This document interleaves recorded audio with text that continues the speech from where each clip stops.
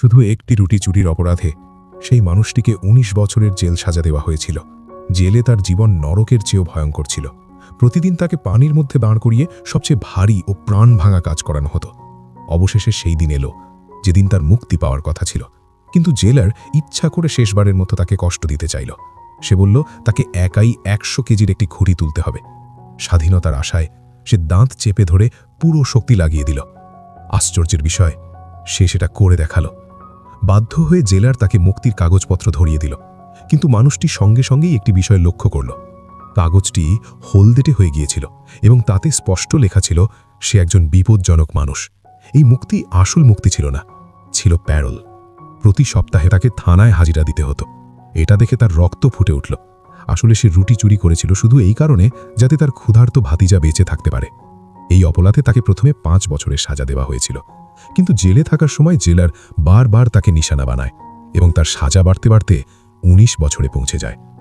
এত কিছু সহ্য করার পরও বাইরে বেরিয়ে সে সম্পূর্ণ স্বাধীন ছিল না। আর কোনো উপায় না দেখে সে মুক্তির কাগজ নিয়ে বাইরের দুনিয়ায় পা রাখে। কিন্তু বাস্তবতা ছিল আরও নির্মম। যেখানেই সে কাজ খুঁজতে গেছে সেখানেই তাকে অপমান করে তাড়িয়ে দেওয়া হয়েছে। জেল থেকে বেরোনো বিপজ্জনক মানুষকে কেউই কাজ দিতে চায়নি। সে ছোট শহরে ভিক্ষা করতে চেয়েছিল, কিন্তু মানুষজন তাকে তাড়িয়ে দেয়। এমনকি শিশুরাও তার পেছনে লেগে পাথর ছুঁড়তে শুরু করে। রাতে সে একটি গোয়াল ঘরে লুকিয়েছিল, কিন্তু মালিক ভয় পেয়েছিল যে জায়গাটা নোংরা হয়ে যাবে, তাই তাকেও তাড়িয়ে দেয়। ঠিক তখনই আকাশ থেকে তুষার পড়তে শুরু করে। ঠান্ডা ও ক্ষুধায় কাঁপতে কাঁপতে সে একটি কবরের পাশে বসে রাত কাটাতে বাধ্য হয়। হঠাৎ তার সামনে একজন পাদ্রী এসে দাঁড়ালেন। পাদ্রী তাকে তুষার থেকে বাঁচতে গির্জায় আসতে বললেন। তাকে খাবার দিলেন, গরম বিছানা দিলেন।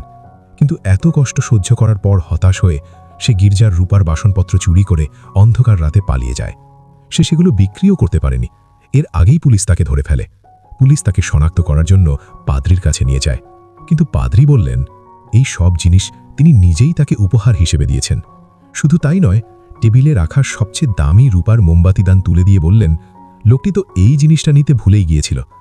পুলিশের কাছে তাকে আটকানোর আর কোনো কারণ থাকল না এবং তারা তাকে ছেড়ে দিতে বাধ্য হল। এরপর পাদ্রী চুপচাপ তাকে বুঝিয়ে বললেন এই জিনিসগুলোর সঠিক ব্যবহার করো এবং একজন সৎ মানুষ হয়ে ওঠো। পাদ্রীর এই ক্ষমা তার আত্মাকে আরও নিচে পড়ে যাওয়া থেকে বাঁচিয়ে নিল।